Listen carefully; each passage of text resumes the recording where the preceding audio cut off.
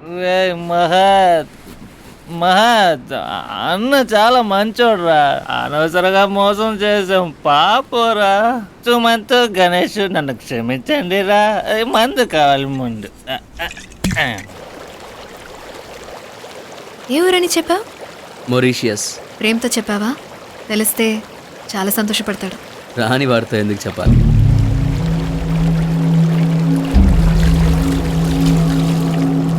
ముగ్గురిని మోసం చేశాం, వీడిని లేపేస్తాం.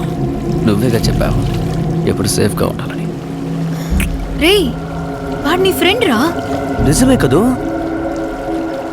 అయితే నువ్వు లేపేస్తావు. 500 కోట్లు, 2 షేర్స్. సోనా ఇంకా రెడీ కాలేదా? మహత్ టైం అవుతుందిరా, చాలా దూరం వెళ్ళాలిగా.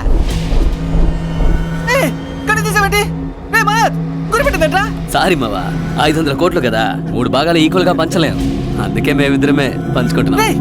దానికి అదెందుకు, మన ఇద్దరం పంచుకుందాం. నీతో పంచుకొని నేనేం చేయను? అదే తాను నేను పంచుకున్నాం అనుకో, ఎలా ఉంటుంది? అయ్యో అయ్యో, ఎందుకన్నా ఊరు వదిలి వచ్చింది? నెలకి 65,000 జీతం, పైగా మా అమ్మ నాన్నకి ప్రతి నెల డబ్బులు కూడా పంపించాలి. అయ్యో, ఇప్పుడు నేను ఏం చేయాలి? నువ్వెందుకు సెంటిమెంట్ డైలాగ్ చెప్తున్నావు? అవి నీకు సూట్ అవ్వవు. మీ అమ్మ నాన్నల్ని నేను చూసుకుంటాను. నేనేమంత పెద్ద విల్లని కాదురా. అయ్యో, నాకు డబ్బు అక్కర్లేదు, నన్ను వదిలేయ్. సోనా, వాడేమో వాగుతూనే ఉన్నాడు, నువ్వేమో వింటూనే ఉన్నావు. ఇంకా లేట్ ఎందుకు? షూట్ చేయి.